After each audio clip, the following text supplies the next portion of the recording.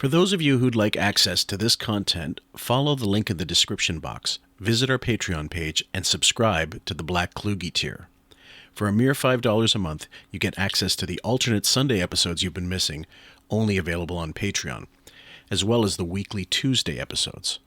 But wait, there's more. If you subscribe to the Black Kluge tier, you'll also get 2 weeks advance notice to our Thursday sessions. And if you needed any more incentive, when we have bonus episodes, Patreon is the place where you're going to find them. Also, don't forget to check out Teepublic for our great swag. The link is also in the aforementioned description. You can never tell your wife your fantasies and your sexuality. I heard Dr. Sarno on the news. Oh, did they interview him? Yeah. Oh, great. Did he sound good? Because he's such a great guy. Yeah, he sounded great. Yeah. You got to read his book, Healing Back Pain and Mind-Body Connection, Dr. John Sarno. The guy's a friggin' genius. I'm not kidding you. It's really important. Everybody read that. I may need him soon. We were joking on a wrap-up show the other day about how you're so into Dr. John Sarno that you think he can cure almost anything. Pretty much, including, like, at one point, I think you insinuated that he might be able to cure you from being gay. I believe he could. You said he that doesn't to me even once. know that he can do You that. said that to me once. I do believe This is something Dr. Sarno doesn't even know. Dr. Sarno doesn't even understand. So do you think that's an illness, being gay? That's the funny part. No, it's not an illness, but it's a deeper psychological issue than you would imagine. Because I know people go, well, I was 5 years old and I was gay. Well, let me tell you something. You could be 5 years old and be OCD. You could be a lot of different things. Right, OCD is another thing that you feel Dr. Sarno could cure. He cured me, but he didn't even know it. I put 2 and 2 together and figured it out. After the show, I do executive time. I know. I thought of you when I read this. Yeah, I go right to my office. Everyone thinks I'm in there working, but I sleep. Anyway, Macaulay Yeah. was on a podcast the other day. Right. Inside of You with Michael Rosenbaum podcast. Oh, the Michael Rosenbaum podcast. How do you get on that? Inside of You. I like that the podcast has a name, too. How about just like the Michael Rosenbaum show? My podcast is called Inside of You. And like, what do you learn on Inside of You? Well, you really get into the person, and it's sort of a double entendre. You know, it's like I'm fucking you, but I'm really just inside your head. Because it's exhausting. I see people wash their hands until their skin falls off. Yeah. It's exhausting, OCD. So, and my shrink told me I don't have OCD. And I said, what kind of shrink are you? I don't know what he said. He says, that's not OCD. I go, well, if that ain't OCD, where I'm sitting Please tell me what I have. and touching my iPhone 75 times, and so nothing bad will happen to me. If that ain't OCD, what kind of fucking psychiatry are we talking about here? Yeah. I mean, there's a lot of gay people. Yeah, there have always been, yeah. What is a gay Christmas movie? In other words, it's following a couple that's gay in the movie? I read you even like shit in front of these guys. Like it was just like there was no even private bathroom on this thing, right? No, I didn't. Who said that? Oh, okay. No, I peed. There was a that. public. There was a bathroom that we'd use, but You were I'm not. showing I off mean, that there's penis. shit in the woods, bro. What's the problem? All right. Welcome, ladies and gents, to QF, a podcast about Howard Stern. I'm Jim Fix, aka Phil Morris, because I'm J-Lo. We're doing this episode together with Kayla. Welcome, Kayla, back to the podcast, of course. This is called This Is Me Alone. And I wanted to ask you straight up, first of all, how you doing? I'm good, thank you. Good. You're not J-Lo and you're not Ben Affleck, and I'm glad you're sure glad you're not either. I'm certain. Not right now, anyway. What's been your take on her, first of all, over the years? Like, were you ever a fan? Did you ever could you be a fan with her products? Did you ever use them? That kind of stuff. You know, I don't really remember any of her products or like any of that. I never bought, I did. I was going to say I never bought celebrity perfume, but I did. I did buy Britney Spears and I liked it. So sorry. Mm-hmm. Okay. But I don't remember any of her stuff. I might have had like a random shirt or something, I think, wherever she sold them. I don't remember, but I did like her music way back, like in the early 2000s. I did. And then she just kind of disappeared. I couldn't tell you hardly a movie she was in. Okay. Yeah, I never watched her in a movie. I'm sure I have over the years, but I never consider her like an actress. I don't know. I just don't think about her in that way. Well, it was a little surprising when I did a deep dive because we were with the episode with Sam. Obviously, this is a continuation in terms of the clips and the manner of clips of him reschinding if she ever comes in. Either way, it's just going to be him shitting all over her as much as he can, and sometimes justifiably so. I mean, I was never a person to defend her or whatever. I never cared one way or the other, to be honest with you. I thought there were hotter women out there, and I thought there were just more talented actresses and better singers and all around everything. She was a one-person hype machine for the longest time, and still is. And you got a chance to see that documentary. Oh my God, it was such a bad? piece of shit. It was such a piece of shit. And she did not come off looking good in that either. And it really surprises me the things that they left in it. Yeah. It really does. Like, if that's the best of it, like, what are we not seeing? Well, that's what I was hoping to find. Like, if there's deleted scenes, are they going to make their way? If there's a DVD, they still make Blu-ray stuff. If someone buys that, will they get outtakes? Not outtakes, but just deleted stuff, because she had final cut on that, obviously. Right. And it really makes her look terrible. Like, Ben doesn't want to be there. He's not in it. And supposedly, so side note, the whole visual album or whatever, did you watch any of that? No, snippets. I watched snippets also. It was horrible. It was absolutely laughable. Like, are you serious? Yeah. It was ridiculous.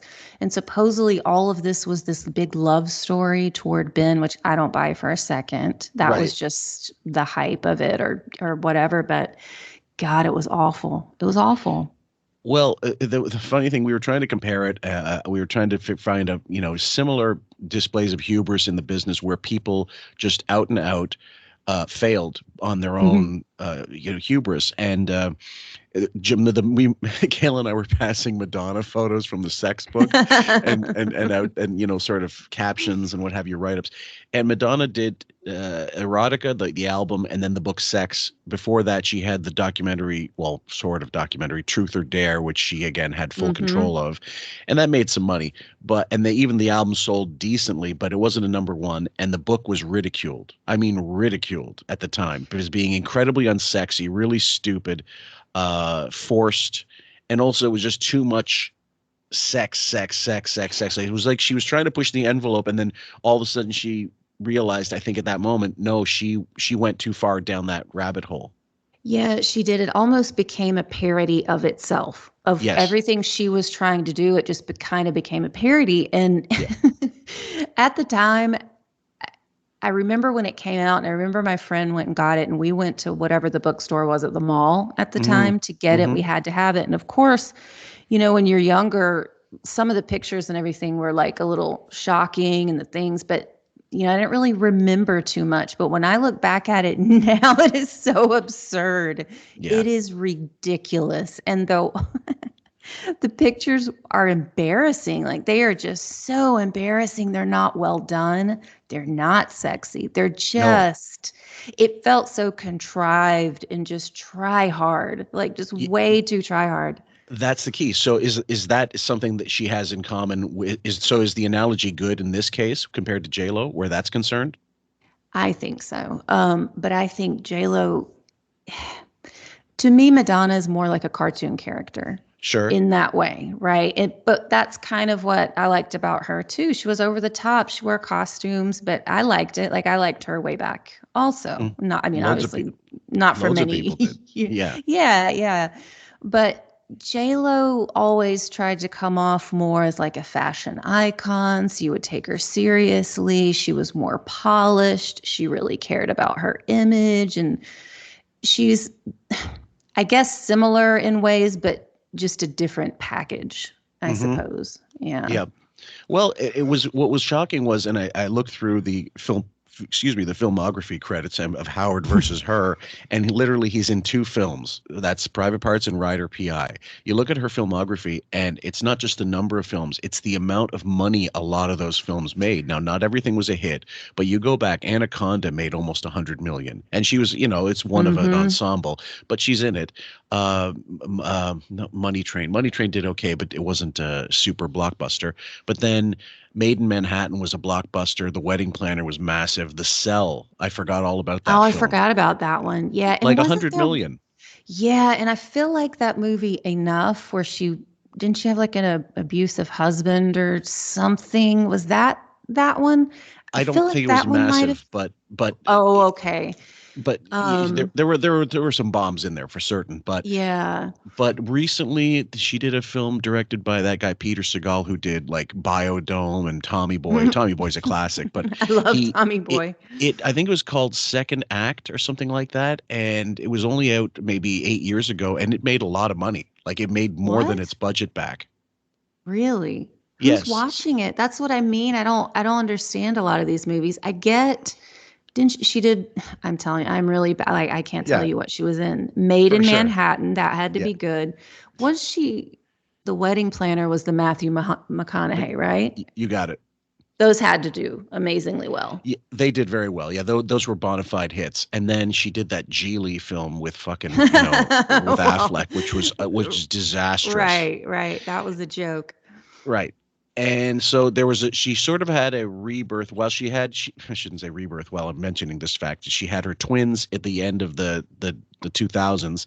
And then she got offered to do American Idol, and she out and out said, I wasn't getting a lot of movie offers because she was out of the business, sort of taking care, being a mother supposedly.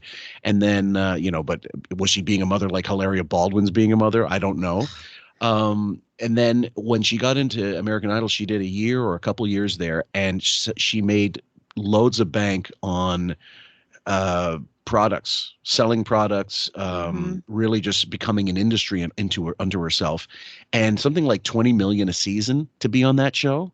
Yeah, I believe it. She took Simon's place on Yes. American Idol. When he left, she came in. So I imagine she did do quite well.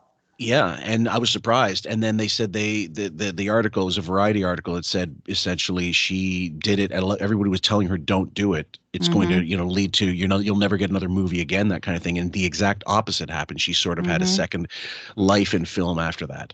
Yeah, it was interesting. I think because I tried to think back to that time too, because I read the same article and to that point of her saying that I wasn't getting a lot of movie offers. She had gone on tour with Mark Anthony when she had her kids. And so I looked back to try to see like, well, what happened? Something must have happened to like kick her out of the spotlight or something. Sure. Well, when I looked back, she dated Ben Affleck from like 2002 to 2004. Yes. That was such an overexposure time for Yes. them. Like they really overdid it. I believe it was her. Of course, he was along for the ride, I believe, back then. But it got to the point, I would imagine everybody was just sick of her by then. They had to be. I remember even back then feeling like, oh, God, I don't care. Because I remember whatever interview it was, I think it was Barbara Walters, where she was talking about her engagement. And he put rose petals on. And it was this big nonsense, probably a lie, probably made up. I don't know. But yeah, it was a lot. It was a lot. So it was overexposure, and in the business, that's the kiss of death in a lot of ways. At the minute someone's a little too available, all of a sudden, there's a backlash. People are just, they're sick of seeing your fucking kisser. Like it happened to loads of music artists, and she's technically one. But the other one I was thinking of, who I was thinking of, kind of fooled people the first time around with this attitude of, not really Hollywood, don't care, very naturalistic, was Jennifer Lawrence. Jennifer Lawrence, when she got big, people were talking a lot about how she seems down to earth, but Anne Hathaway seems like a huge affectation, and she's a bitch and all this stuff. But it wasn't long before Jennifer Lawrence started looking like a real asshole in public. And the tide of public opinion turned on her, and it wasn't because her nudes were distributed. It was something else. No, I don't think it was that either. Sometimes I think you just get sick of people and you just get tired of their bullshit. And I think some people are really good at turning their assholery into being funny and coming off kind of just cute and funny or whatever. But yeah, I think there was a period where she probably got mean, I'm guessing. I'd say and it so. backfired and it followed her around. And I also wondered, this I thought of too, with her and Ben Affleck. Ben his career back then when they broke up, it was still a good career, right? It's debatable because he's been through so many roller coasters in terms of the business, because if you remember the early 2000s, Pearl Harbor was a massive bomb.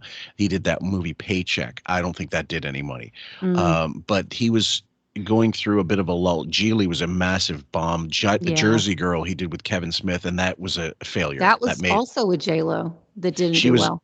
Yeah, she was in it. She wasn't the lead. I think Liv Tyler was, if I'm not mistaken, with him co-leads. Right. But she was in it for sure. And there was an interview with Kevin Smith ages ago when they asked him about Affleck at the time, and I don't know why I remember this, but I do.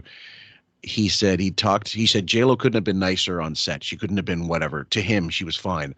But then when they were by themselves, just looking at the dailies and just checking out stuff, and she says, I wish it could be like this forever, but Ben doesn't understand that she said to Kevin, just unsolicited, it'll never be like this again. And I don't know if she meant, well, the romance, it's not going to be fresh anymore or something like that. I don't know, but it sounded like she knew it was destined to fail. And we know now, years later, well, every one of her relationships is destined to fail. It's just too much of her. It is all about her. And yeah, it sure is. And they're they're accessories. The men, they're like a purse. Well, and we discussed it a little bit in the first episode with Sam. This Jenny from the Block bullshit has been debunked for years. Like, she went to a private high school in the Bronx. That was really? So this whole, like, I'm from the Bronx, using the Bronx as some kind of like street cred when you had nothing to do with it. You know what I mean? Aside from where you grew up, that's, I think, insulting to anybody who's from the projects. Of course, it really did make their way through, whatever. Anyway, and I do you agree with Sam that she would have fucked just about anybody to make it back in the early days? She did, absolutely. I think she did. She is somebody who, I don't know how she got where she is. I remember Selena, right, was the thing that pushed her into, like, stardom. Stardom. That's the word.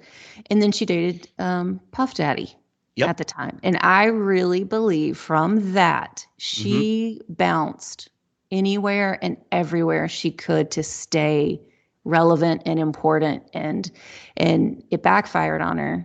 I think it backfired in that 2008. Something happened. Yeah. Because how many people have kids and they're still acting? I think there are, but they just do projects that aren't particularly blockbustery type films. They might get some press here and there, or they have a following that's a dedicated following, but they're not so much in the spotlight, because as you get older, your priorities change anyway, and you're looking for the next gig. You're not really caring about, this is the gig, this is the thing that keep me in the spotlight, as far as I know. Like Kevin Bacon and his wife Kira Sedgwick, they're the example I think of two people that just want to work, seem to have figured out how to make it work for all these years, and don't play games with the press. But I think they're the rarity, though. I love Kevin Bacon and Kira Sedgwick. They're really cute, and they do seem down to earth. Whether they are or not, I don't know, but I do like them. But I think they are rare. I remember Catherine Zeta-Jones was in that movie. What was it? She was pregnant in it. Traffic? Traffic, yes. Yeah. And so I would imagine a lot of these celebrities, they want to bounce right back and get the jackass celebrities. I don't think a lot of them are like Kevin Bacon and Kira. Yeah, I mean, I'm just saying, like, as an example of the right way to do it versus, the Jennifer Lopez way of doing it and making sure your glamour puss is all over. I mean, she's in her 50s now, and she's like, she's already sort of at the level of where Madonna is now in terms of not understanding that it's over. Like it is, you do have a shelf life. And if you're not able to accept it, then what must the rest of your life be like until you pass away? I know, it's got to be super depressing. The thing is, though, she does look great. I think she looks amazing. Yeah. I do think she's gorgeous. I didn't back in the Fly Girl days. She wasn't, but she is gorgeous. I will give her that. But to your point, I feel like, look, the halftime show, let that be kind of your crescendo. Yeah. And just kind of be normal after that by Hollywood standards. Like Right. just kind of sit in the back seat for a Yeah. while. Like, and the thing is, nobody cares anymore. That's No. the part. Can't get it through their head that nobody gives a fuck anymore. Just stop. And they can't.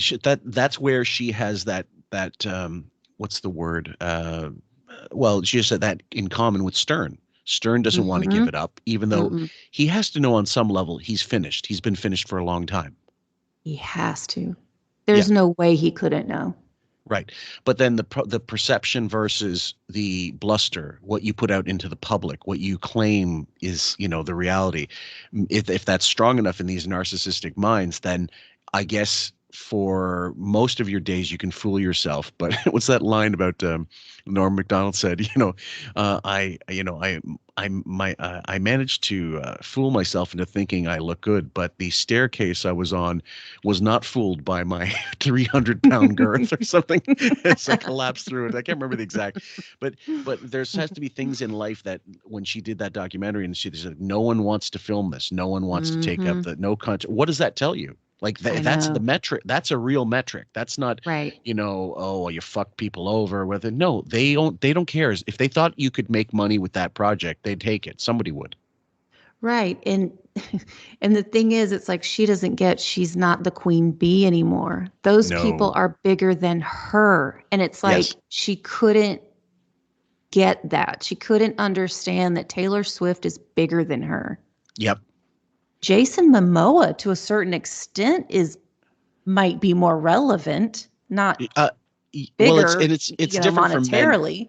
It's different for men, though, I think, and unfortunately, it really is a man's world where it comes to you can be a 70-year-old man and get more. You can age. You're allowed to age as a man and still get work and still be like Harrison Ford getting another Indiana Jones film is preposterous, but he did, right? Yeah. But it doesn't seem correct, but unfortunately, it can be like that. I mean, you can't. She should be looking at Helen Mirren for somebody who's aging gracefully, right. Or Jamie Lee Curtis. Or, certain people that aren't acting like they're 20. I mean, the ironic thing is, and Sam pointed it out, in that stupid documentary, she wanted it to make it seem like she was younger than she was. Right. Exactly. And that was a good catch. And it was. And I forget who the guy was. And he flat out said, Affleck I forget what he said. Was it Affleck that said that? Sure. I couldn't remember. But he completely cut her. He cut her good. Yeah. Who do you think you're fooling, missus? You're 50 something. Yes. And I'm like, they left it in. Yeah. And I was shocked actually that was still part of it. At any rate, since then, guys, of course, they are Splitsville. He's deep into fucking coke and booze. And this was at a press conference for not press conference, just a Q&A for the film Atlas of hers that's on Netflix. Simu Liu, the guy, the Canadian fella, the Chinese Canadian fella who was in the Shang-Chi movie for Marvel, he's in it as well. I don't know the other scrubs in the film, but here we go.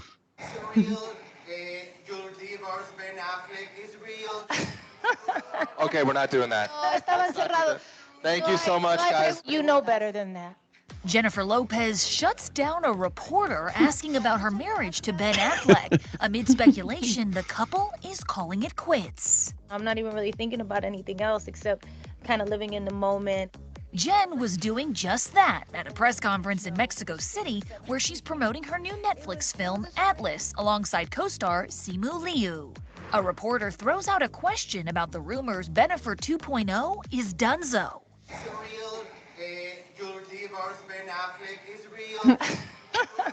And Simu immediately goes into defense mode. Okay, we're not doing that. Thank you so much, guys. And Jenny reminded the reporter, you know better than that. Why are you doing this? Okay, now that's just a massive cunt move in any event. What that's dismissive, like a school teacher. You know better than that. It's a question. Just say, I don't feel comfortable answering that question.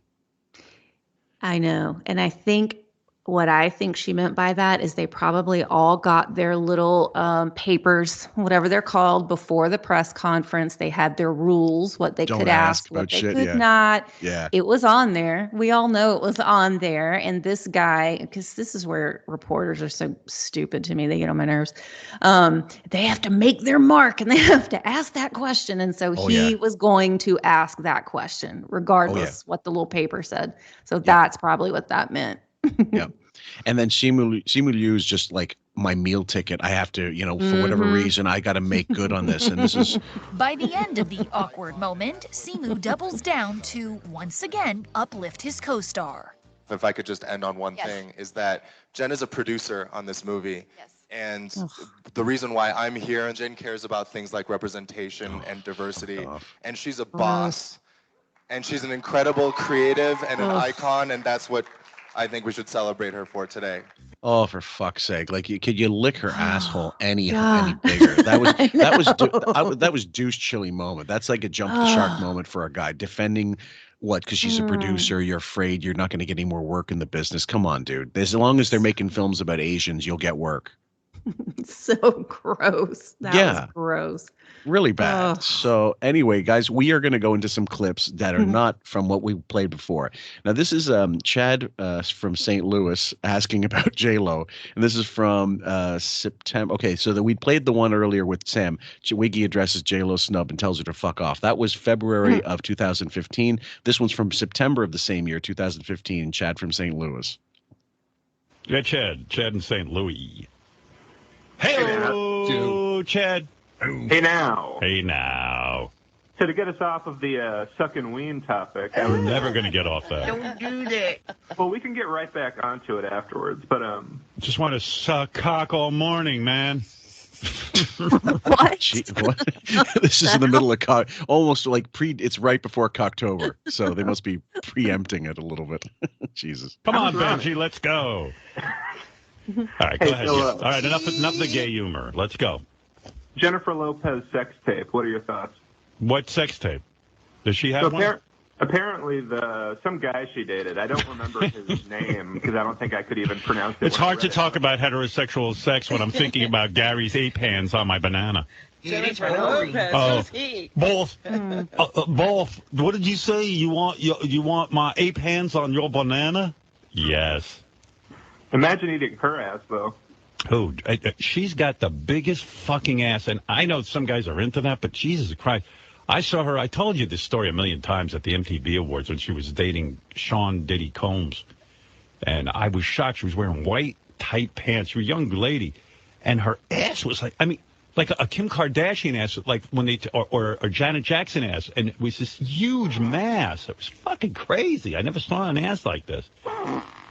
I don't know, and then guys tell me that's hot. I don't get it. We know.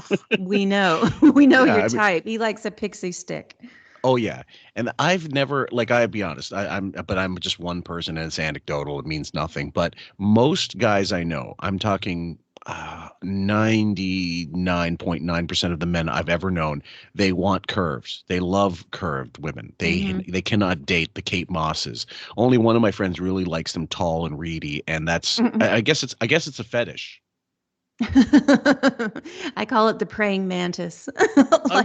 Well, it's, to me, it's not like you want women because they don't look like men. You want this, you want the opposite sex. Hence the expression, the opposite sex.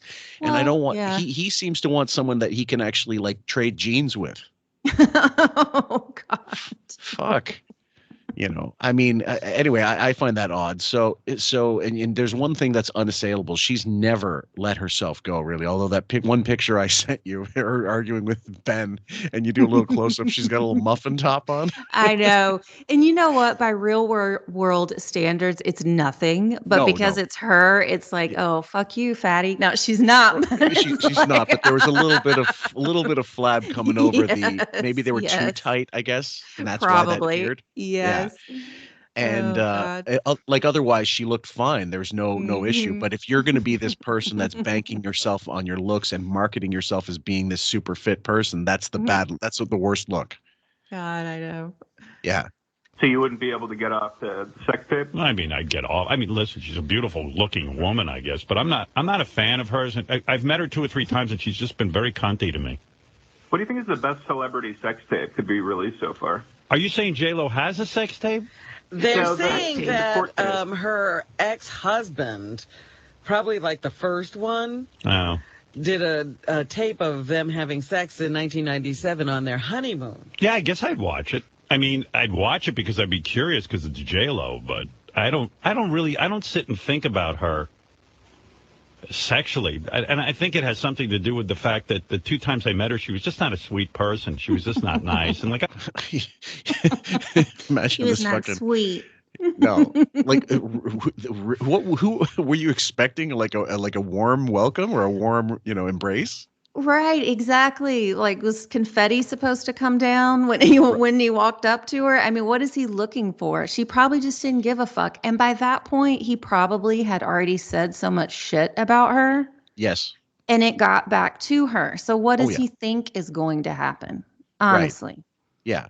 No, it's because every time, everybody's done something to him. He's never done a thing to anybody else. So it's that classic narcissist, illusion, like a self-delusion, really. I'm friends with her sister, and there's some, You're not Booker was friends. dating her sister and stuff. And I don't know. And she's just like, she just gives me like she just smelled some bad ass. Yeah, it's almost like there's something wrong with you. Like Yeah. you might catch something if you're around. And the last time I ran into her was at a guy's wedding, and she was married to Mark Anthony, and Mark Anthony couldn't have been nicer.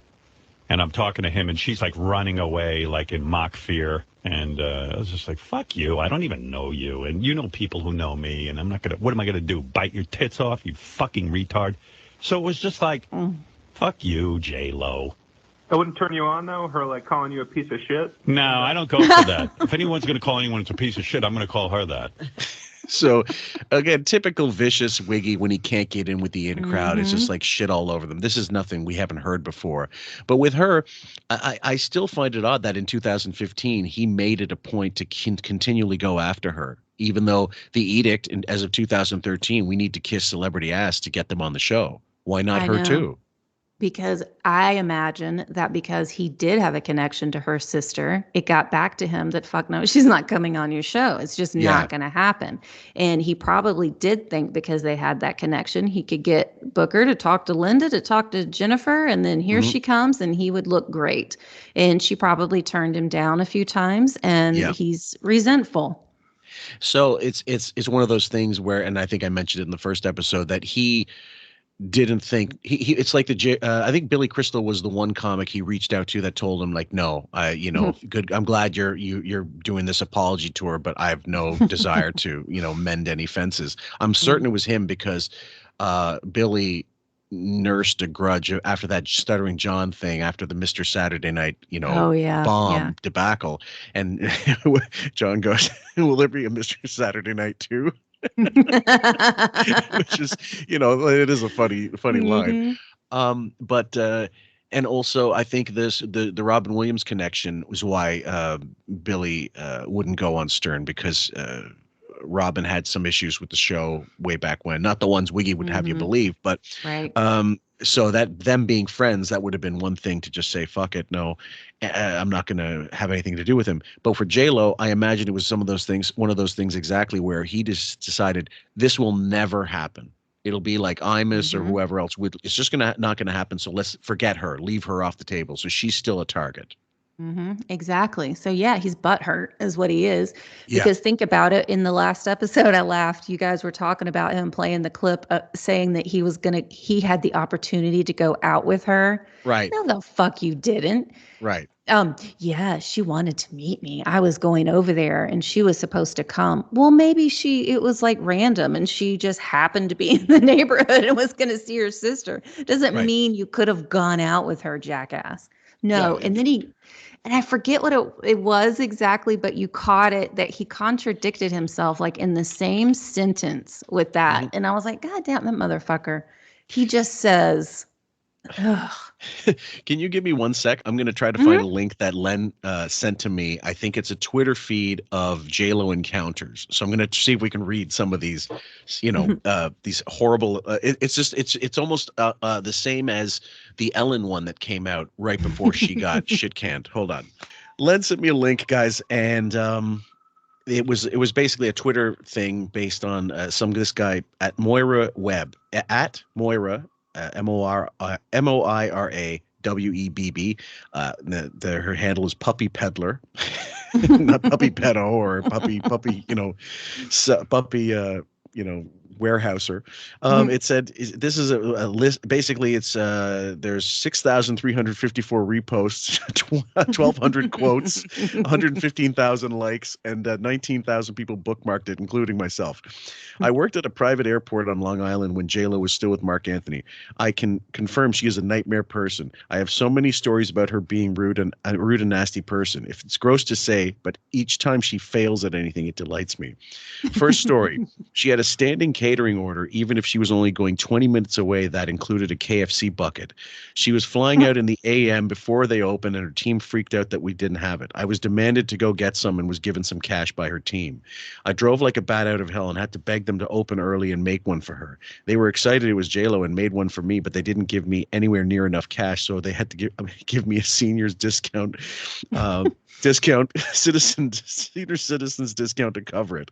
As I'm speeding back, I look up and see her flight taking off, even though they said she wouldn't leave without it. They just sent me to do that as a punishment, I guess. Second story: she landed at night and was the only person in our waiting room. She bugged out that she felt exposed. It was only me. When she used the public bathroom, she made her security guard block it off. He then threatened the janitor who was vacuuming near the door. Oh, God. I mean, there's loads of them from other people. It says here, Chai Hulk. Okay, a bunch of underscore junk. Not to pile on, but I have a friend who worked in a hotel she stayed at years ago when she was filming in our city. Employees were told not to speak or make eye contact with her. I get asking for a little privacy, but demanding no one make eye contact is bananas. And there's shitloads on there. I'd go through them. I'll hold on to it until later. We might get a few more. Yeah, I believe it. I saw a couple on TikTok. My favorite ones are always the servers at restaurants and places. Those are always my favorite because they're have great. Some really good stories. Well, they also don't really seem to embellish when they describe them. They're very matter-of-factly, and I think that's the tell that something really did happen because not everybody needs to be creative to tell the story. Right. They're just like, yeah, she looked at me like, whatever, and they tell what happened. I agree. Yeah. Yeah. So that's a level of divadom behavior that you would expect from actual royalty, and I believe that's what she feels she is. Of course. Yeah. And royalty, like asshole royalty, not the kind that go to soup kitchens and fucking Kensington Market, I'm going to say, you know what? I'd like to do a remake of the movie where, like Madonna remade that movie where you get trapped on an island and I'm Swept away. Except it would be like I get on an island, J-Lo and I are the only two people on the island, and I just go, you know what, fuck you, J-Lo. I don't even want to fuck you. Goodbye. And then I just walk off. Hey, can you play me out? Who said she wanted to? Yeah. Who said she wanted to? He always acts like he's rejecting someone. They weren't interested. It doesn't count. It's no different than was it like I think we said that one time. It's like, I didn't get accepted. I want to get to Harvard University. Well, they didn't let me in. Fuck Harvard University. If you've been rejected, like that whole high school thing in his mind, I don't understand the pathology because you grow up and you get over it. I think most people, if they've had bad high school experiences, what they do basically is they leave it behind and they don't remember it. That's it. Yeah, I don't remember a lot of it. I don't care really, But to be stuck on it, like every slight like that, every what do you call it? A Bronx nod, not a Bronx nod, a high hat or whatever, like high hard hat, whatever. What's it called when you give someone a brush off, basically.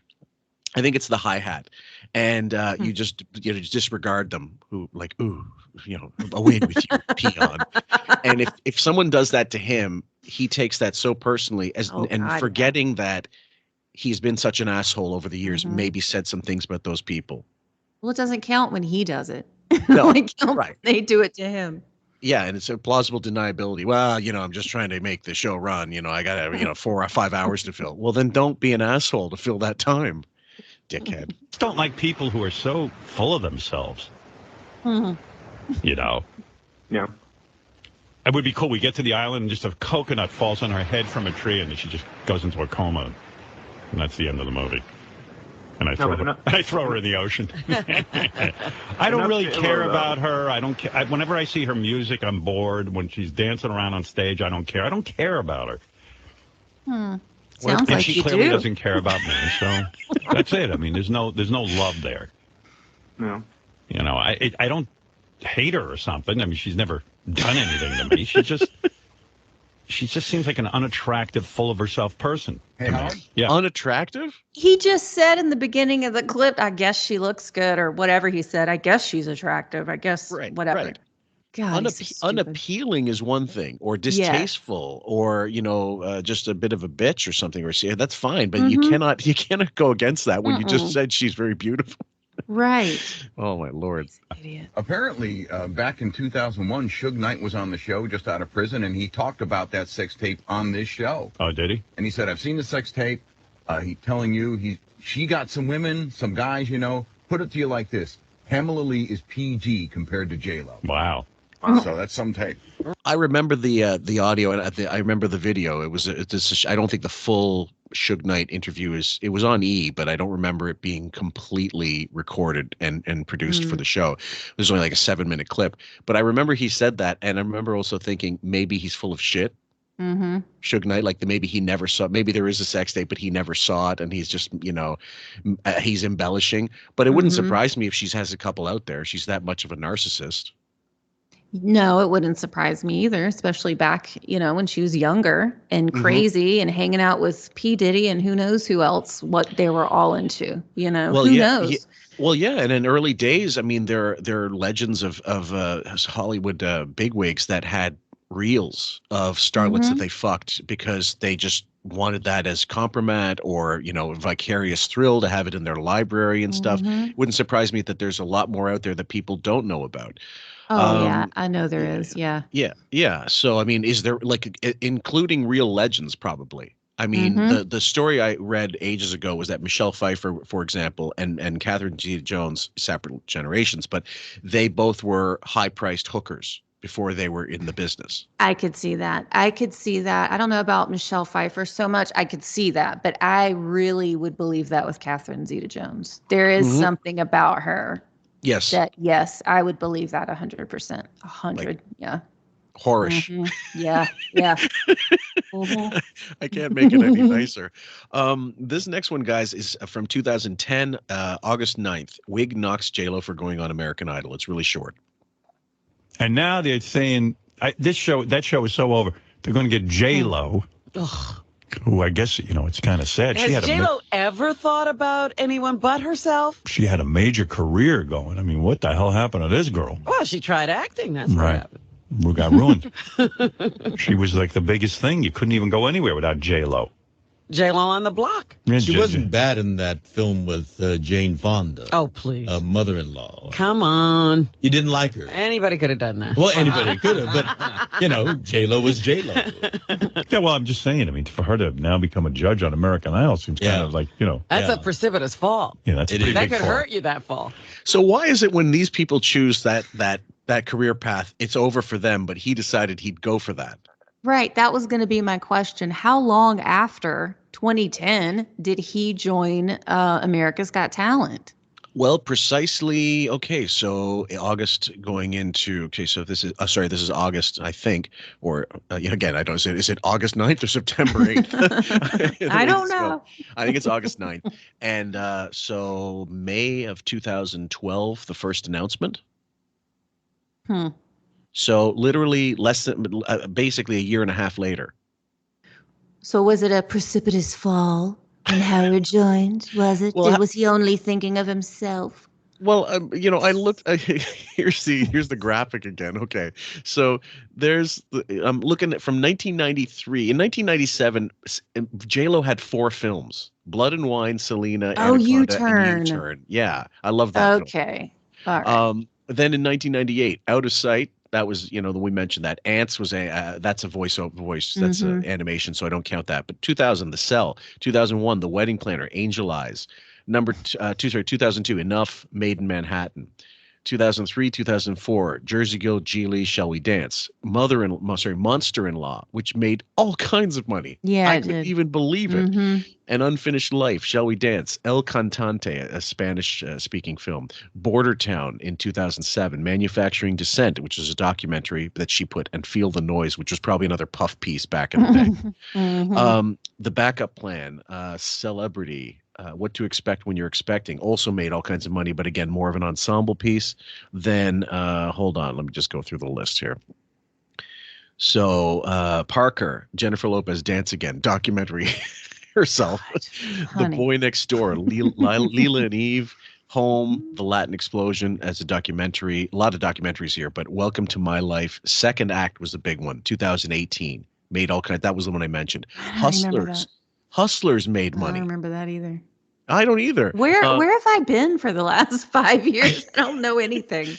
It's a little odd. So what I was, like I said earlier, I'm really amazed that so many of these things made money. Did she really have that much of a following, or was it, do you think, timing and luck, and there was a glut of other things in the theaters and she just got, the crowd that wasn't looking for Marvel films to go see her?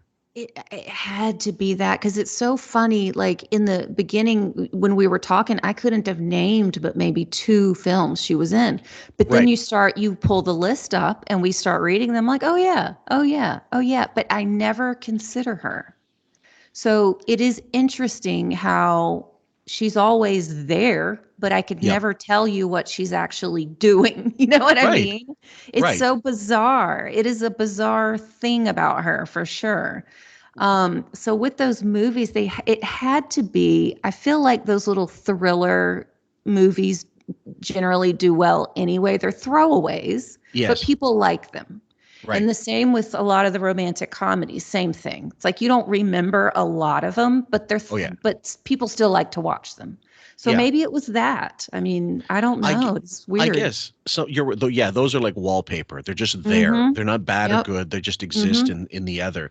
But then I'm thinking maybe she's like the Steve Buscemi of the movie industry, like with the female Steve Buscemi. Not that she looks like him.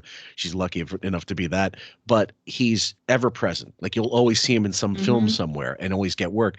But the bottom line is, if she didn't make any money, she would not get these acting roles. She would not get these film roles. However, there comes a time where that stops. That does stop. And you have to accept taking a lesser role. And that's always going to be a problem for somebody like her, not being able to take it. Because if you look, what's interesting too, when you do read through the titles, you can feel the decline. Yes. You can feel it. And then the last probably 5-6 years, it's like, yeah. Unless she's going to do like a Rita Moreno thing and play a matriarch, or, the way Tom Selleck did in Blue Bloods. He played like, the head of the family, and, but he's not even though he might be the highest billing, actor on the show, it doesn't mean he's holding the whole thing down single-handedly. Right. So, and it's interesting too. I do not see her ever putting herself in that kind of position. And I will even, something made me think about this. I don't really like Jennifer Aniston that much either. Something about her. She does seem like a bitch too. Totally. But, and I feel like she's not as bad, of course, as J-Lo, but she's kind of in the same, like I couldn't really tell you what she's done, but she's always there and getting work and stuff. Yes. But she did actually do a movie. It was on Netflix and it was called Dumpling, and I watched it. It wasn't bad, but she was a mom. Okay. Of like this overweight teen, and it was really kind of a sweet little movie, like little Saturday movie or whatever. And I was surprised that she put herself in that kind of role, really.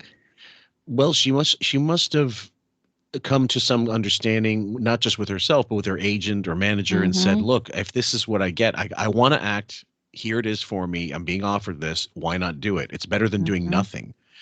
And if you're only going to hold out for some major thing and then no one accepts it, then what are you going to do? Nothing. Not that Right. J-Lo has to work, or Jennifer Aniston. I'm sure they're loaded enough where that Oh, doesn't of matter. course. Yeah. But at the same time, you got boredom. What are you going to do? You can either throw Sure. yourself into doing charity work. You could go learn something, sports. I don't know, do something else to occupy your time. But for certain egomaniacs, that's just never going to be enough. No, it's not enough. And that is the exact reason that she did this project and ended up paying for it herself, because she just couldn't get it through her fucking head. Nobody gives a shit. No. She just couldn't accept it. And so that's the reason that, like, it's funny, because you're like, honey, but that's to your point. Like, they just can't let it go. Like, some, celebrities are able to go off into the sunset and do these other things. She is not one.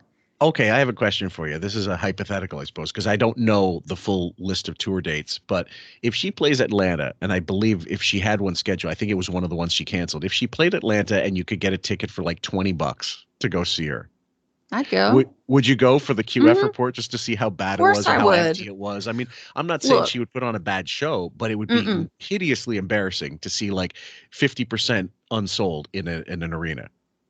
Number one, I'd probably have a good time, to be honest. Let's be honest. I'd probably have a good time. But number two, yes, to walk in there in this big giant, I forget what they changed the name of it again. Yeah, constantly. It's so stupid.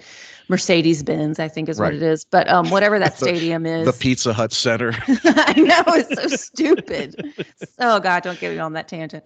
Yeah. But to walk in there and, like, I don't know if you've seen it, but it made me think of when people take a video clip of somebody singing and they take out all the music and they take out all the audience, and all you hear is that shoe squeak sound on the floor. It's so fucking funny. Yeah. For that to happen, and there's like, 100 people in that big giant stadium. God, that would be awesome. Awesome. Right.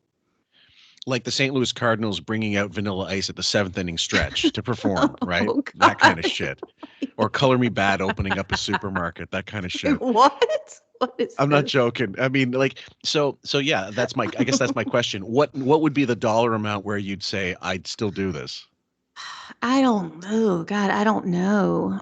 You mean like me as a person, as a fan? Not even as a fan, like just for the goof, like to go in and see like how off, like, yeah, like see how empty it's going to be. How if also I'll get some entertainment value out of the show. So $30-$40. Yeah, I'd pay $50-$75 for that. Of course. It'd be fun. Yeah, it'd be fun. Let me see what there let me see what there is in the budget for the closest venue if she plays in your state. I mean, if she doesn't and it's too far away, fuck it. But I'm just see if she's going to be in your neck of the woods. That would be awesome. And maybe we'll get you some press credentials. So but you can't make eye contact for that question like that man did in his don't tell me about Ben Affleck. No kidding. That's not only a precipitous fall, that's a big fall. That's the kind of fall that most people don't survive. Right. And then this one is from the following year, about 5 months later, 3/28/11. Wig goofs on J-Lo on American Idol as a judge. And then that Jennifer Lopez. Stop it. Stop. Fake. I can't remember. That is a thing that he does that is so purposely saying people's names wrong and purposely acting like he doesn't know what their name is.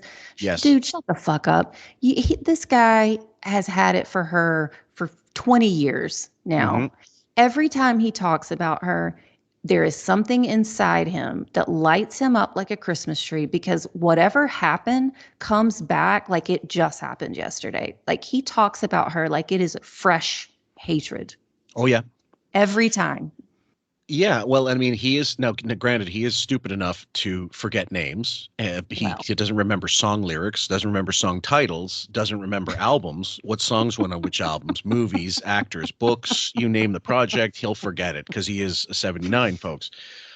Which again, we might have to amend that and make it lower. But with her, that move that he does, and some people are like, Trump's like that as well. Trump's definitely like, whoa, that guy that was in whatever, What? Like, he'll name a project that they did 30 years earlier, and like that's the last thing they did. Why is it funny when he does it though?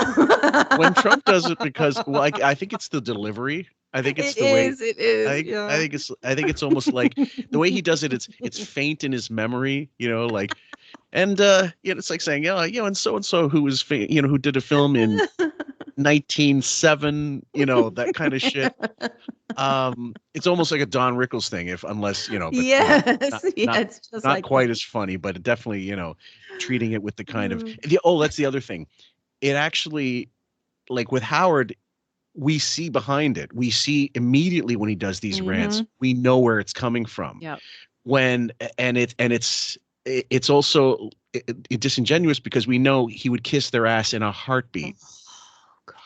Not to say that if someone was anti-Trump and then decided they liked him, Trump wouldn't go, "Oh, that person's great." He's just as much as of course, a narcissist where that's concerned. He's just funny. Well, he can be. Yeah, he can be. Yeah, I mean, I will admit to back in the day liking him on like Stern. Like he was always a great guest on Stern. Mm-hmm. Always. Yeah, he was. And because he had no filter, like anything he wanted to say, he said. I mean, that might not endear you to most of the people you're talking about, but either way. So Wiggs, forgetting her, and as she's in the middle of her money making comeback on American Idol, is the worst. I mean, I love looking at her. I think she's gorgeous. I mean, her face is like a face of an angel, but when she opens her mouth, I want to fucking kill myself. I mean, she's so goddamn annoying.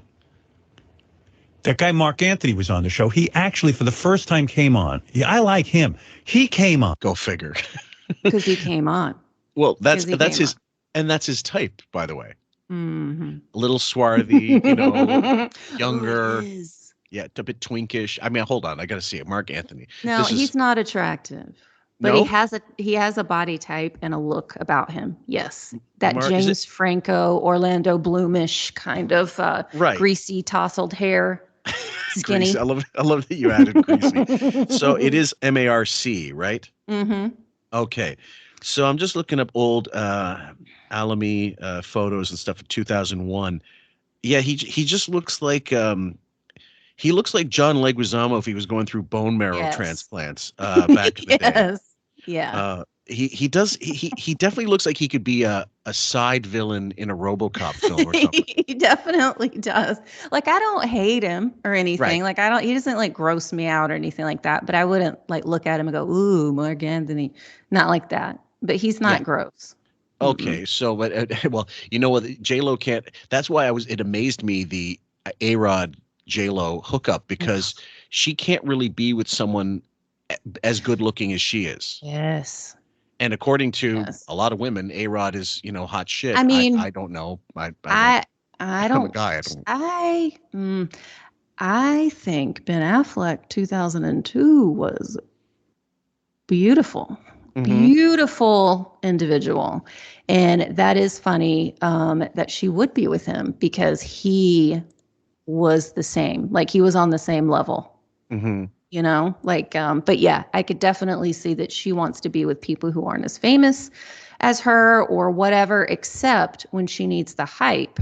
Yeah. And then she does that power couple thing. And then that's okay. It's different. It's kind of like a choice, a job or whatever. Yeah, Ben Affleck back in the day before you could see every single bottle of Jack Daniels in every line in his face. Like, it's, even though he's pulled back now, fucker. And those extras out there, whatever, like, not extras, what am I saying? Like assistants or like gophers at these places he's going to, please get some fucking video out there. Cell phone video pictures, please just do it. I can't get enough of emotive Affleck on camera, like looking like a complete derelict. I just want it all. I have no sympathy, really. I love it. And I love how much he hated her. And I love that he didn't hide it. And he was just like, "Fuck you, bitch," slam the door. And the one where they're at whatever game they're at is my favorite. Yeah, the Oscars montage is also good. I think it was at the Oscars. I think it was. Yeah. That where they're standing and there's a red light on him. It looks like he's being summoned by the aliens. His soul is leaving his body. God, I love it. I love it so much. Brilliant. He looks kind of scuzzy, but He came on and he offered the kids on the show help. And you know what he did? Oh, well, he was one of the mentors who was you know what he did? coaching them? Yes. He walked in and he said, I don't think you guys can hear yourselves on stage. You know, you're allowed to change the mix in the headphones. You know, you wear those little right, those earphones. Yeah, the ones we got that we love them, Ultimate Ears. Ultimate Ears, right, yeah. Those are those plugs in your ear.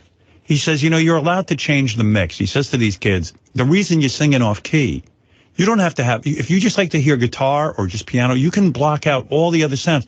He did that and all the kids were singing on key. This guy did something constructive. That's good advice. He's not going to teach them how to sing. They already know how to sing. He taught them how to do a mix in their head. Mind you, we've seen a ton of people come through there. Nobody's ever told the kids that. Nobody tells anybody anything.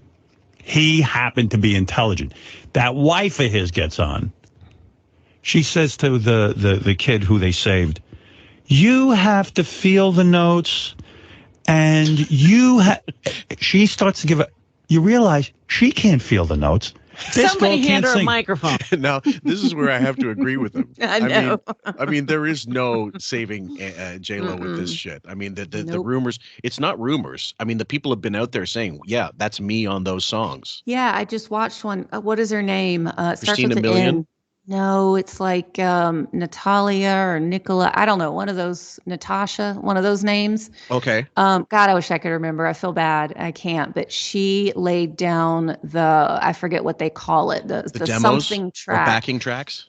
Well, it's the one that they make so the guide- singer can, the guide guide. Yeah, vocals. it's like a guide. Yeah, that.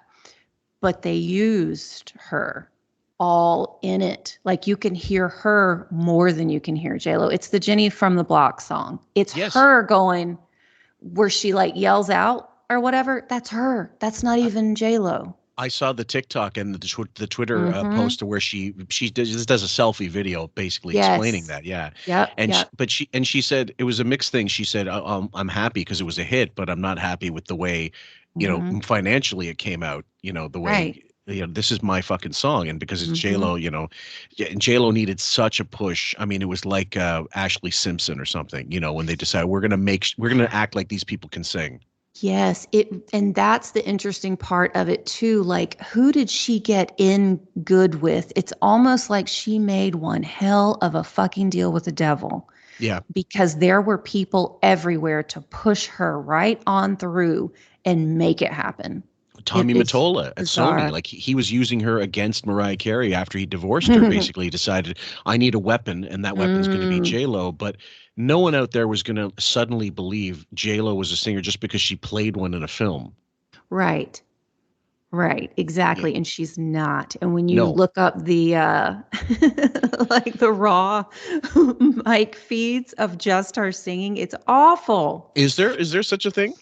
Yes. Yeah, Hold there on. is. Let's see. And by the way, Jennifer Lopez will be at the State Farm Arena, because that sounds like a fucking fun place to go, in Atlanta on August 25th. Okay. Okay. 3 minutes here. Jennifer Lopez, epic vocal fails and lip sync high notes live. Okay. And there's this one here, unedited studio vocals. Which one is the best? I don't remember it. Just pick either one. Okay. Let me just get rid of the ad here for a minute.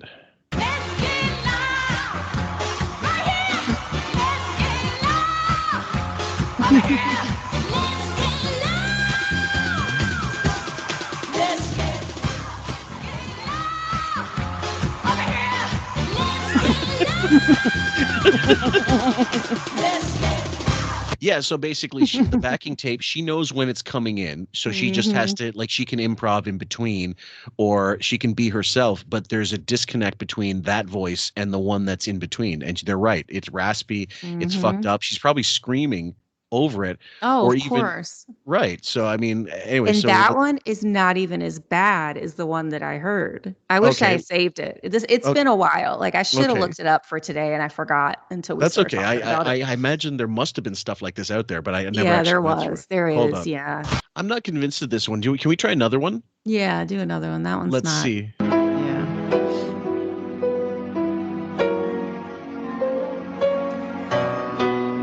I hate it already.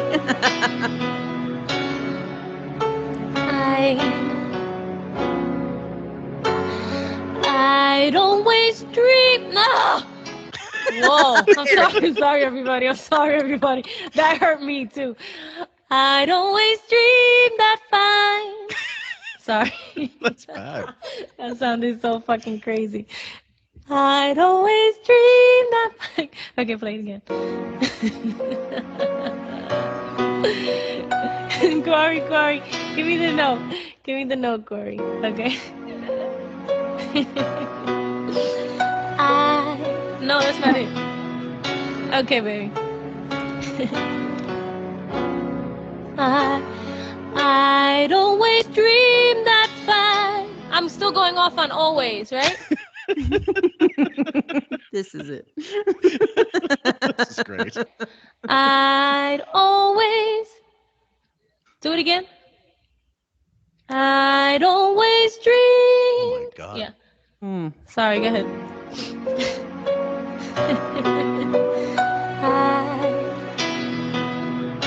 Gimme. I'd always dream that find the perfect lover, but he turned out to be like every other man I've loved,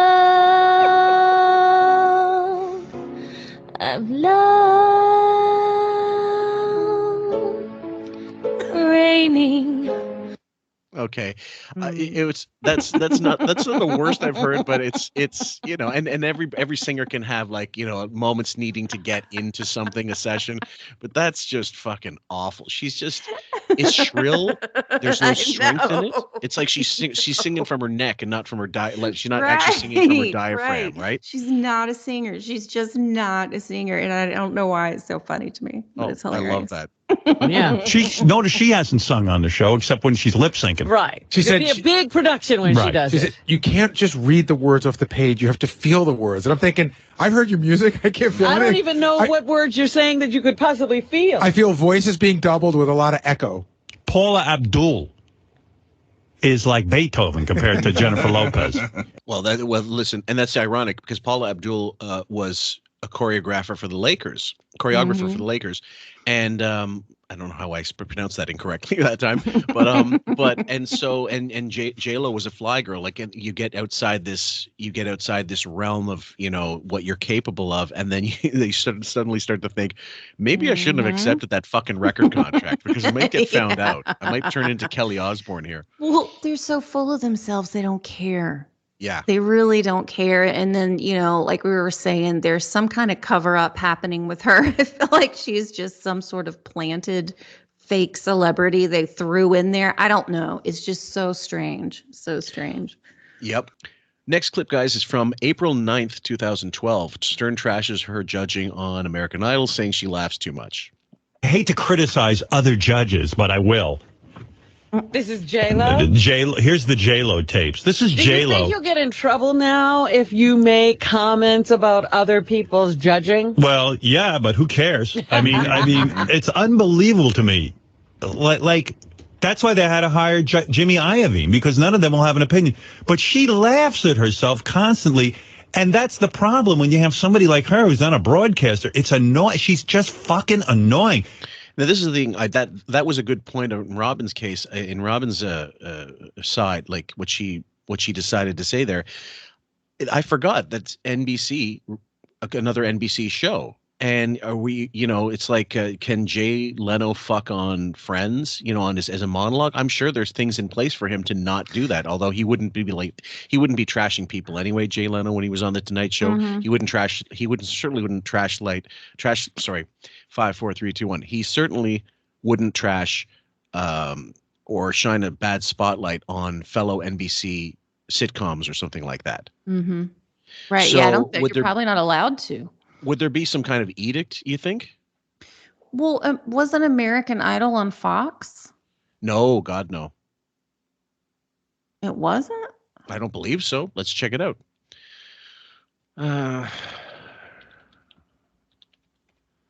Okay.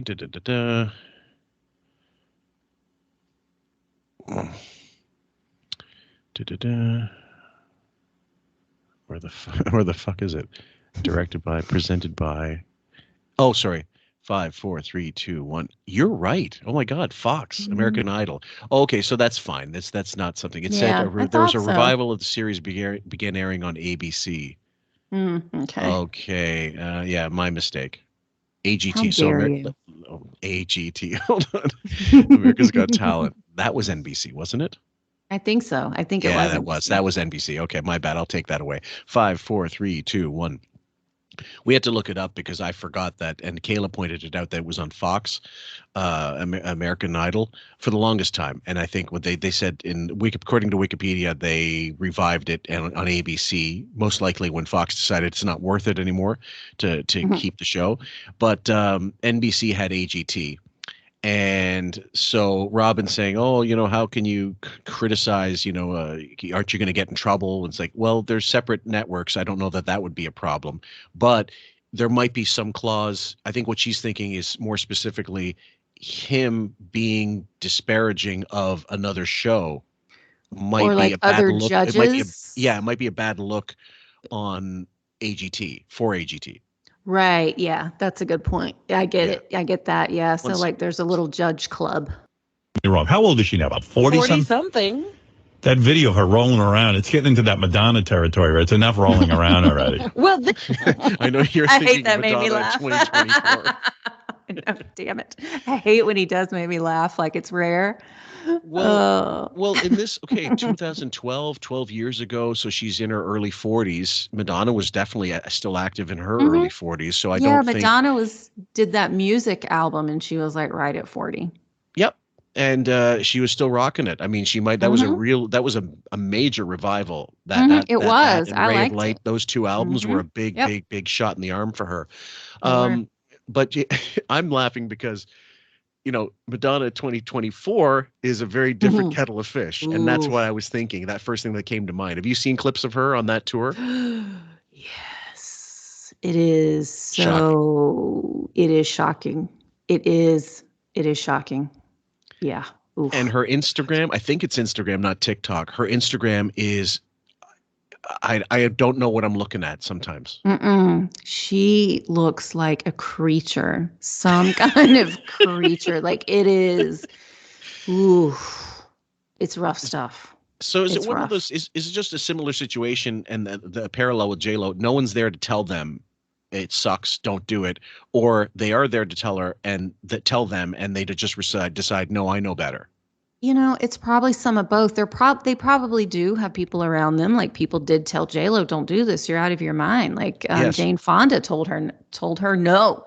But anyways, I think their ego is going to always win regardless what the thing is. And so that's going to be the driving force. And it's like, what I don't understand is how, like, for instance, with Madonna, how is she so fucking delusional that she really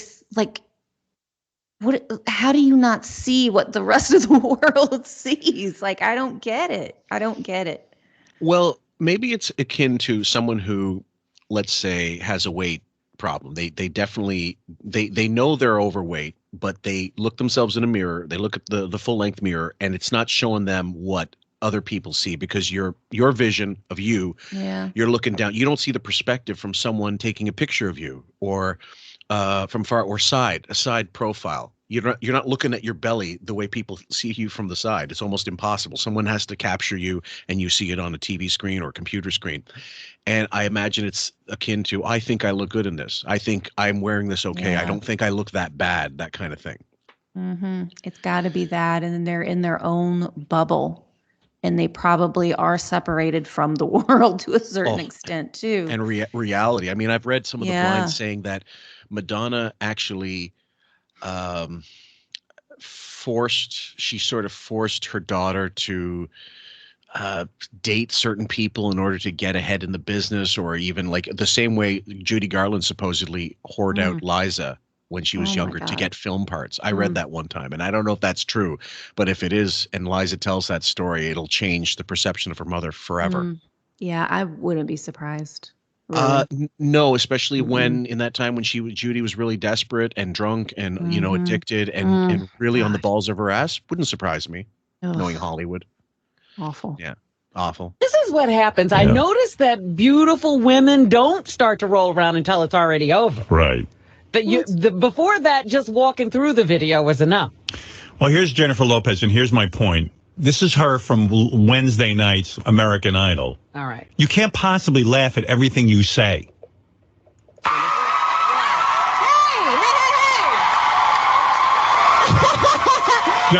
She's already laughing. DeAndre. I like it a lot. Now, she is obnoxious, but you know who knows about fake laughing? Wiggy. Yeah. Yeah.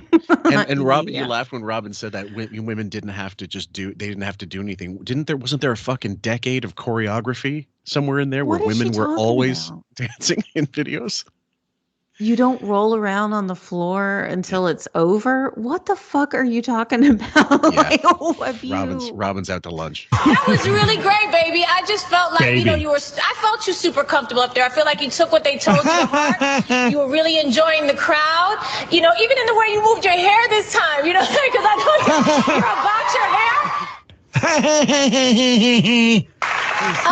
You know how much I love you. I felt like the beginning of it felt like you weren't all the way in your comfort zone. I don't know if your brother he plays loud, and you were trying to. She does sound like an obnoxious piece of shit. I'm not going to lie. God, I know it's bad. I'm like, 20 million for that. Up. I know. Shut up. Oh God. He's like, so this is an example where he's right, but again, he's going after someone he's desperate to get in the fucking interview chair. That's the funny part. Now it's in hindsight. But how's he any different? He's not any different from it, which is what's kind of funny too. Right. It's narcissist knows narcissist. Mm-hmm. Yeah. Find it for a second. What's funny about that?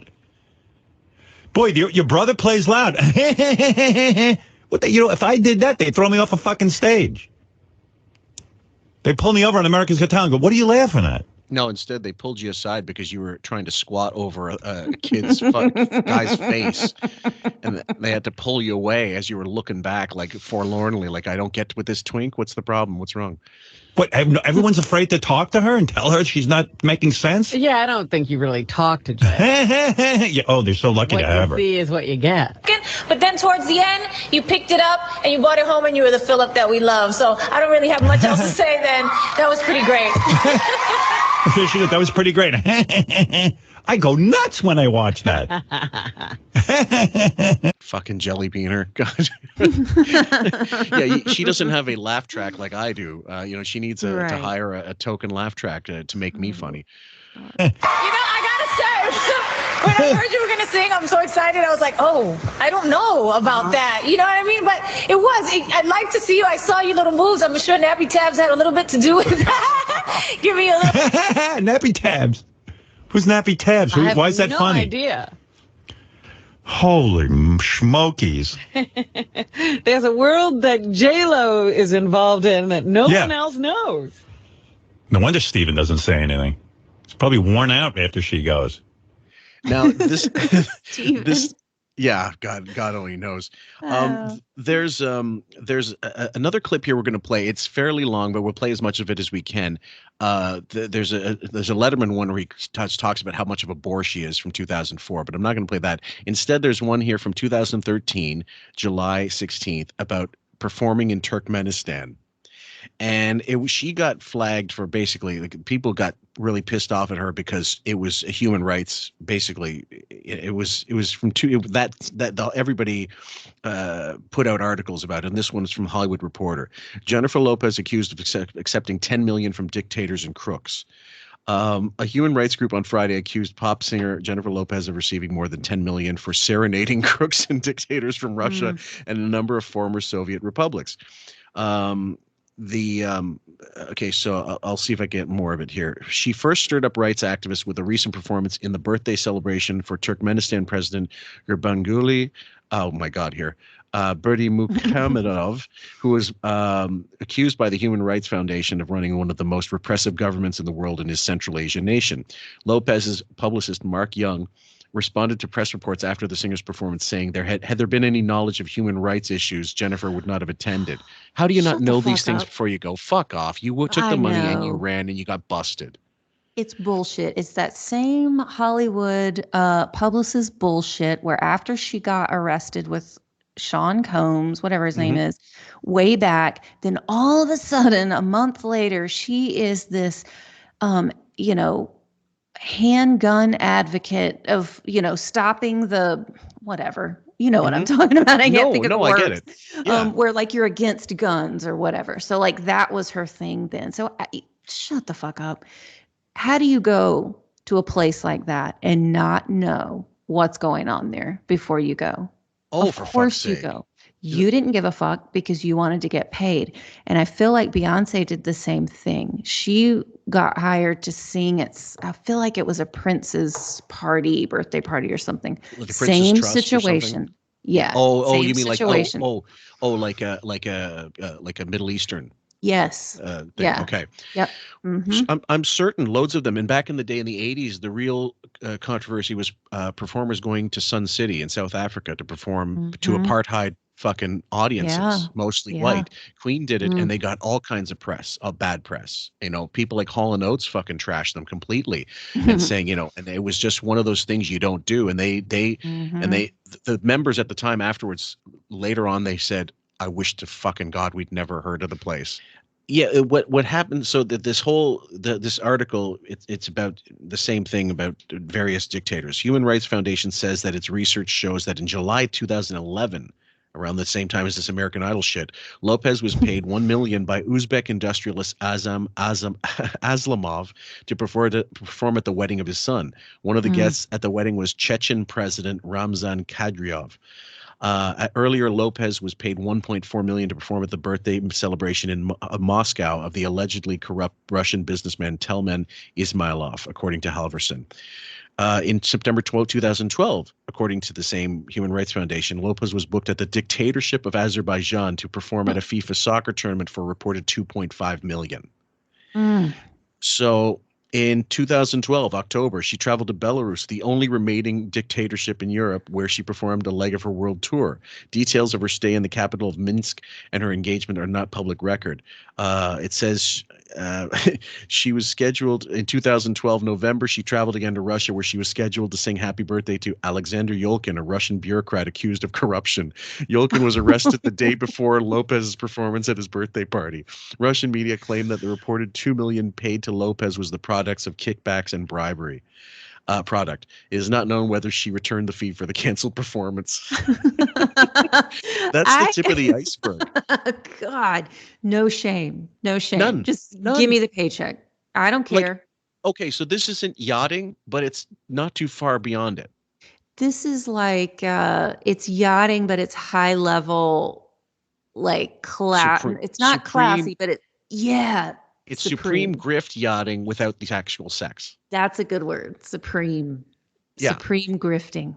But so, like, was she so desperate to do it, or was it just she couldn't not take the money?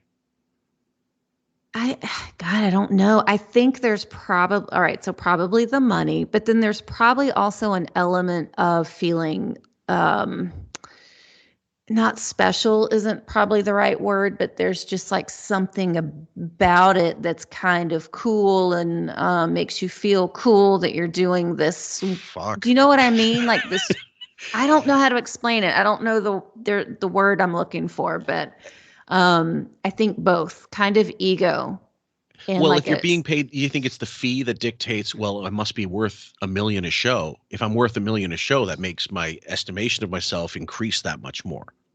Of course. And then, of course she wouldn't have gone for $100,000, you know? So there's that part that's like ego. Oh, $1 million for me to sing fucking Jenny from the Block and whatever. Love don't cost a thing. And, right. But then apparently also it's like you're being invited into like if the mobsters were to, you know, pay, I don't know, Taylor Swift to come sing at the mobster gala. I don't know, whatever, but like that kind of thing. Well, I think that the inherent point is and she's not a fucking rocket scientist, but her management clearly didn't do their homework. They were just looking, and they were looking at the bottom line. If you're the manager and you know she's getting $1.5 $5 million and you're going to get 10% of that as a cut, you don't give a fuck where she plays. You want that money yourself. God, no.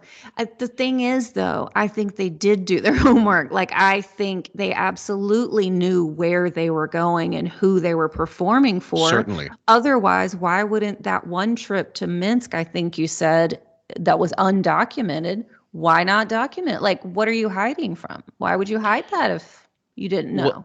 Well, there's loads of advertisements of we know this.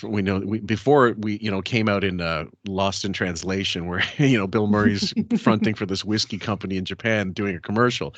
Loads of stars have come over to Asia and done ads that will never be shown in the United States, but through the advent of YouTube, we're able to see these online, and they're embarrassing. Like Catherine Zeta-Jones doing a car commercial, things that they would never back in the day ever do, because it was unheard of for movie stars to do that unless they were endorsing their own product. Like Joan Crawford getting on the board of Pepsi and selling it, as an older lady.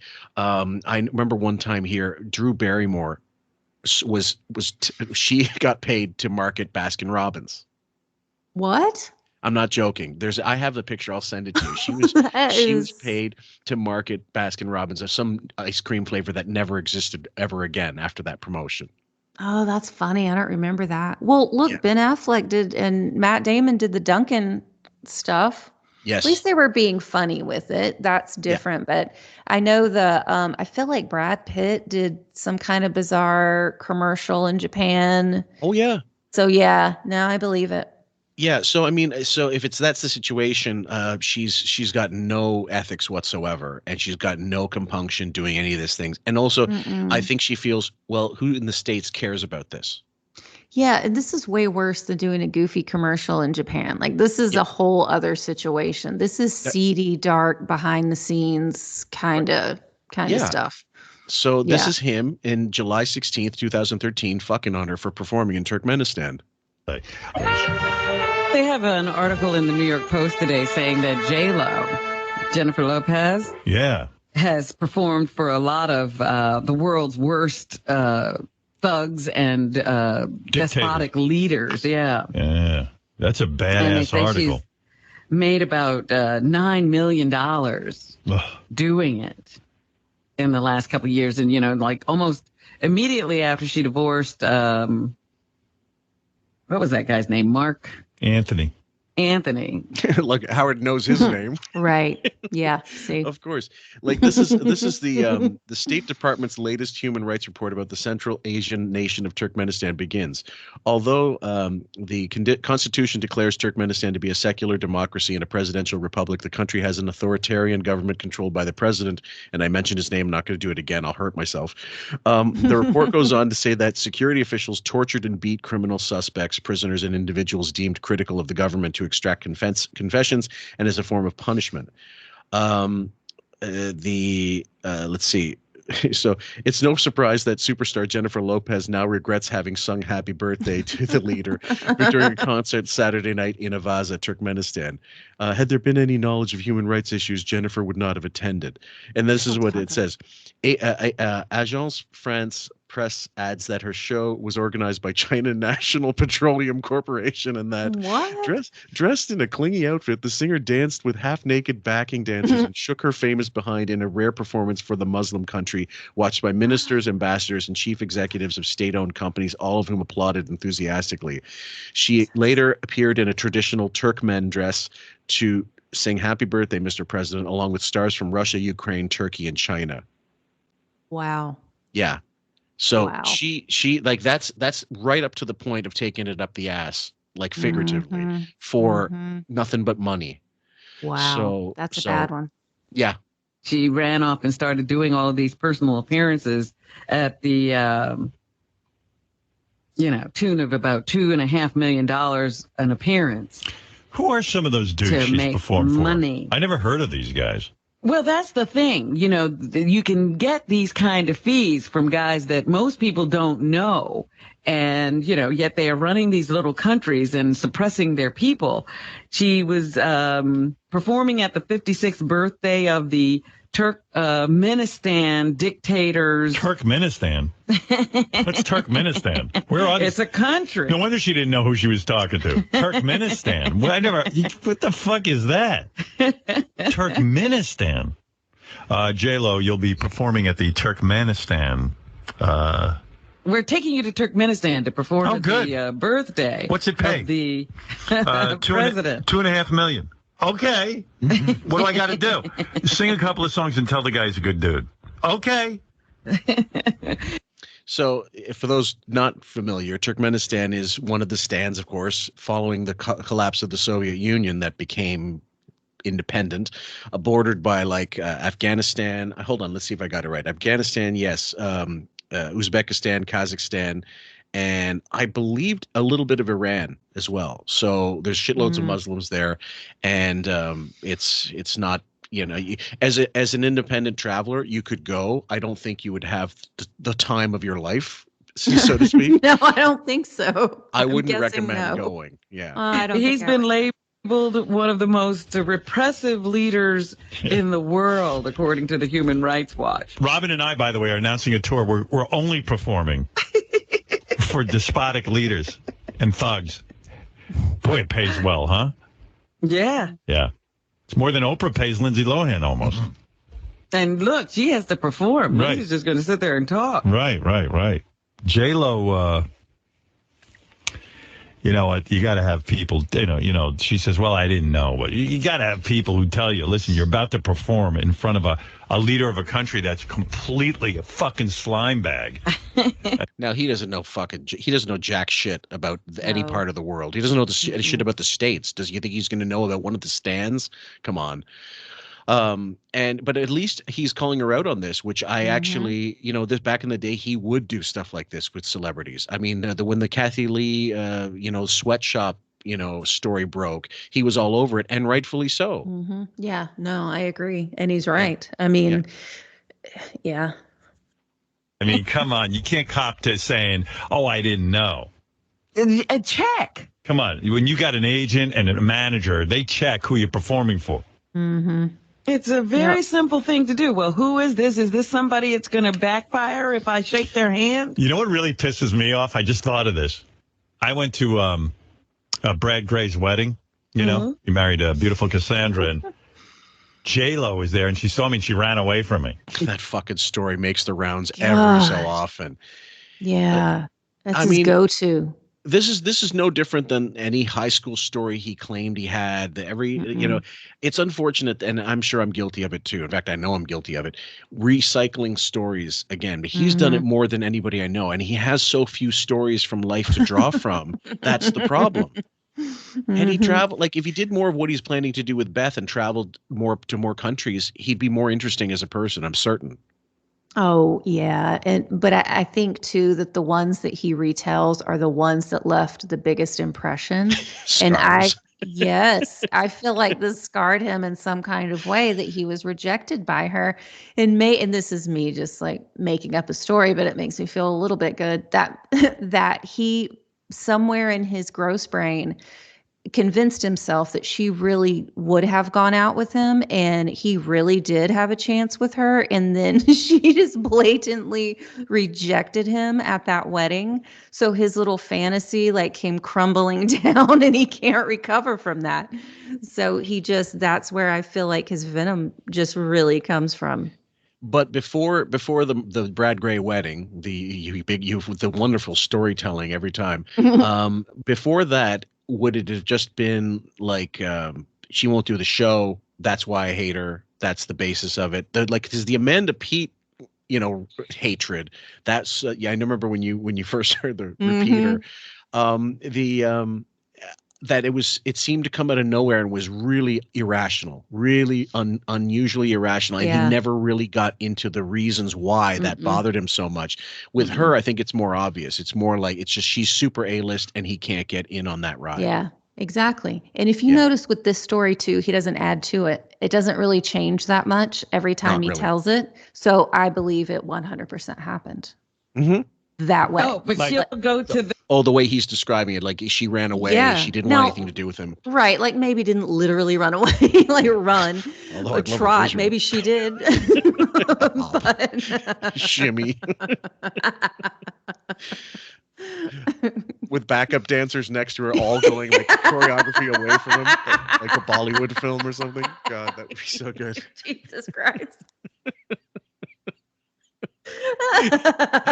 You know how when they say you know how to make an entrance, the exit's just as important. Fuck. Well, but also you're in a wedding, and like I think it's ultimately, and we're gonna play that clip of Chris Rock on the show in 2000 talking about how he tried to get Jennifer Aniston, Courtney Cox, and what's her name, Sheryl Crow, all like, hey, look, it's Howard. Why don't you say hi to him, whatever, be nice to him, and they're like, to him, because it's a great clip because Howard sounds like this forlorn dork, like an Anthony Michael Hall character in The Breakfast Club, looking over at Claire and no, why can't I be popular here? And to live like that in your 70s, in your 40s and 50s, Dude. I cannot even conceive of being that way. I cannot put it in my head. No, he is extremely underdeveloped. Just really underdeveloped to a I mean, do you know crazy anybody that extent. hangs on to high school like that? Anybody in your Mm-mm. life? Family, friends, No. nobody. Mm-mm. Mm-mm. Or Nope. the opposite, And not just hanging on to it for negative reasons, but that was when I was in my peak and football hero, that kind of shit. Yep. That's more common, I would say. That's exactly what I was about to say. Like, I don't even know that, but at least that you're looking back fondly and like your glory days or whatever. Yeah. But this is like he has these resentments and these. Oh God, it's really like, man, you're 70. Stop. Grow up. Yeah, well, yeah, Yes. and in this case, like 60, but still way too old Oh to yeah, be yeah. like still obsessing on this fucking shit. Mhm. Fucking hell. This Yeah, guy's yeah. house and sing for him. She went to a guy who fucking enslaves his own people, kills them, does whatever he wants with them, and she not only sang for him, but did birthday greetings. Now, one thing I was just realized, maybe he's triggered every time he goes to see the psychiatrist because he's doing his practice is in a high school. Maybe to fuck with Howard. I guess I didn't give her any money. I should have just paid her. Then she would have hung Then out. she with would have come over and shaken your hand. me. Yeah.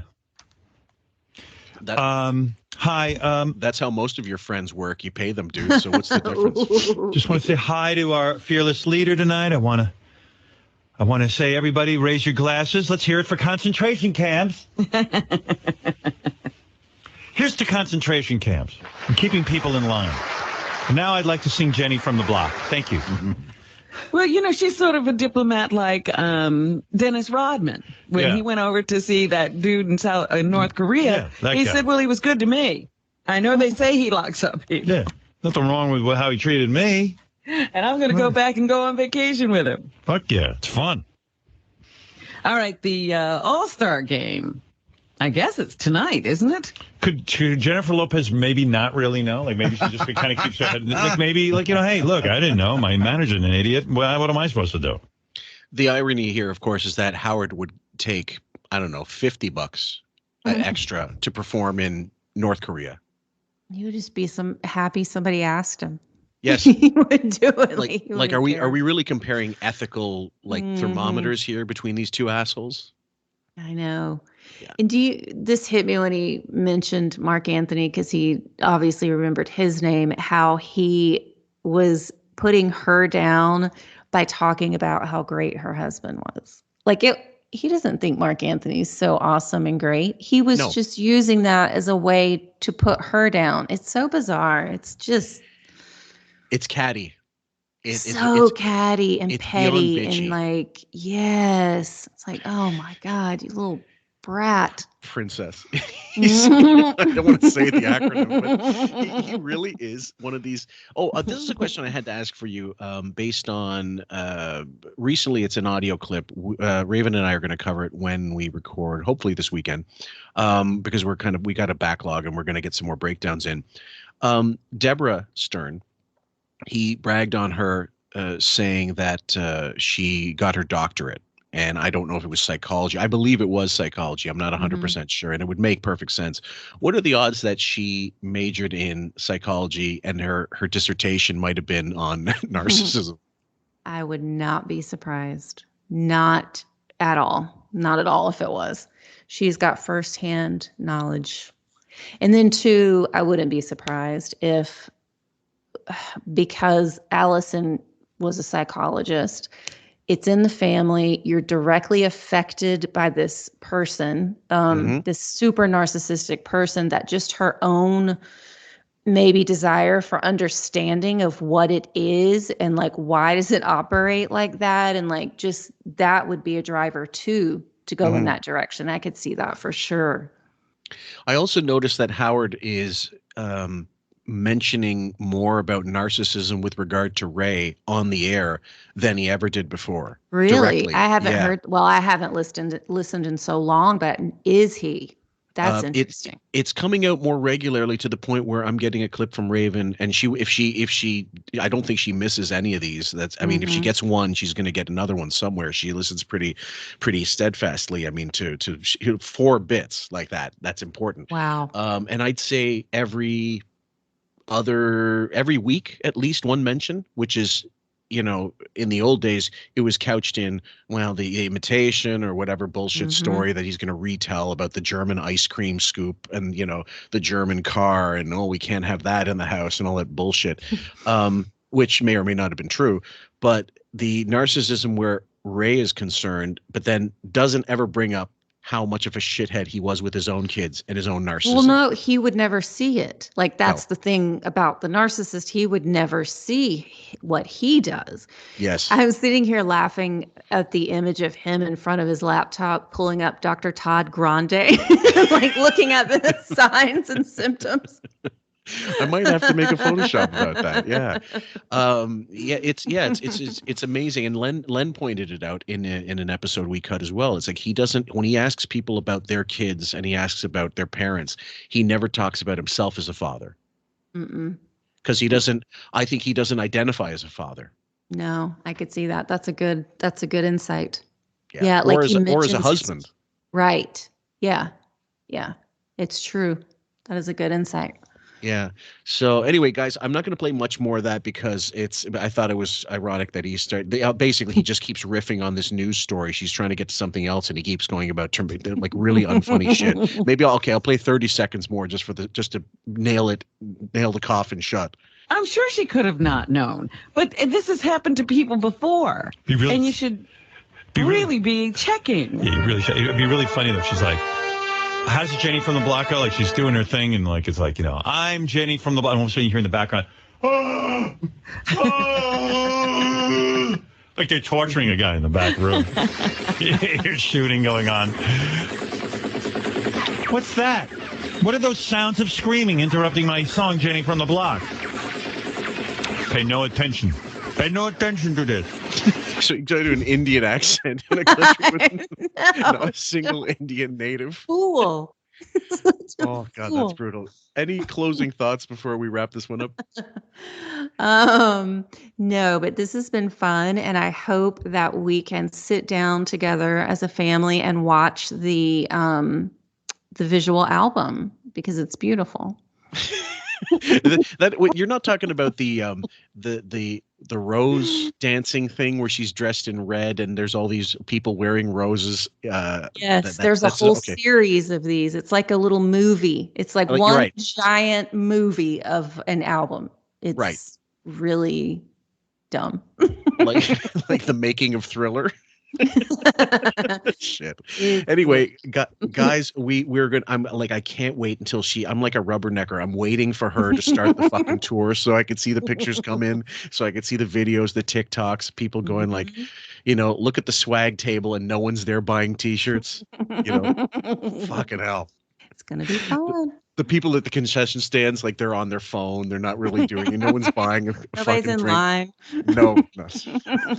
Anyway, thank you so much for coming back. I'm glad you were able to negotiate the transition from domicile to domicile, and now you're back able and more freely able to record. Also, someone has asked Raven, but it applies to you, if you and her will do another astrology-based episode on, let's say, the other members of the show or something like that. Oh, yes, that would be fun. That would be a lot of fun. Yes. I'd love to sit in on it just to be. I'd love to be there for that one. So that would be fun. You correspond with her and find when this could happen, and I would love to sit in and just be a spectator. Okay.